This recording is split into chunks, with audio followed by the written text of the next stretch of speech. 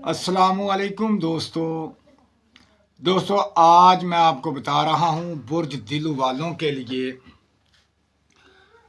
एक ऐसा अमल कि ये बाकमाल अमल है।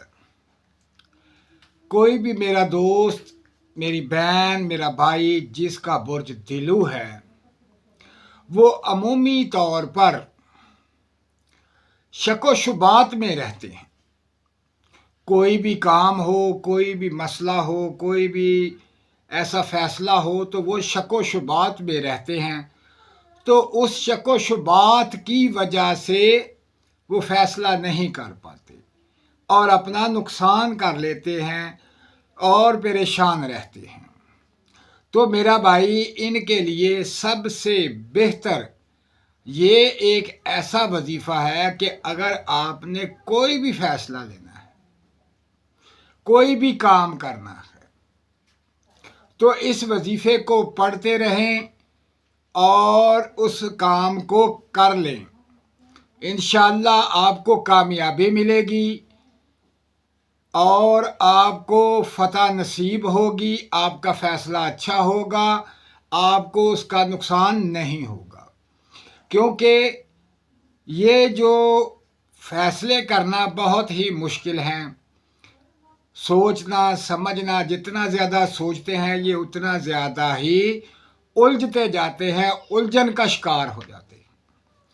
तो इसलिए मैं अब आपको वो इसम मुबारक बताता हूँ ख़ास बुर्ज दिल वालों के लिए कि जब भी कोई फ़ैसला करना हो तो ये इसम मुबारक को पढ़ लें और फ़ैसला अच्छा होगा, दुरुस्त होगा और उसमें फ़ायदा होगा, नफ़ा होगा। तो मेरा भाई, मैं अब आपको वो इसम मुबारक बताता हूँ।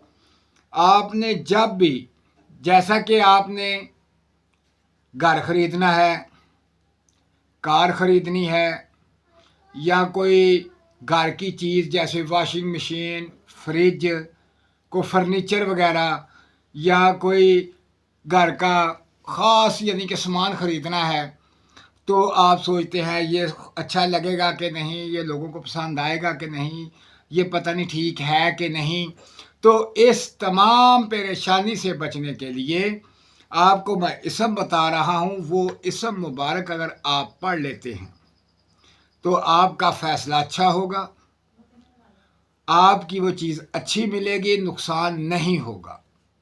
तो इसके लिए ये है मेरा भाई, आपने जब भी कोई सामान ख़रीदना है तो सबसे पहले आप 11 मरतबा दुरूद पाक पढ़ लें और फिर आप पढ़ना शुरू कर दें, या अल्लाहु या नाफ़िहु, या अल्लाहु या नाफ़िहु, या अल्लाहु या नाफ़िहु। तो मेरा भाई ये पढ़ते रहें। जब आप सामान ख़रीद लें, तसल्ली कर लें, फिर उसके बाद आप 11 मरतबा दुरूद पाक पढ़ लें, तो इंशाअल्लाह अल्लाह पाक बरकत फ़रमाएगा और बेहतर होगा और बहुत फ़ायदा होगा और नुकसान नहीं होगा। तो दोस्तों, अपना ख्याल रखें और मुझे दुआओं में याद रखें। अल्लाह हाफिज़।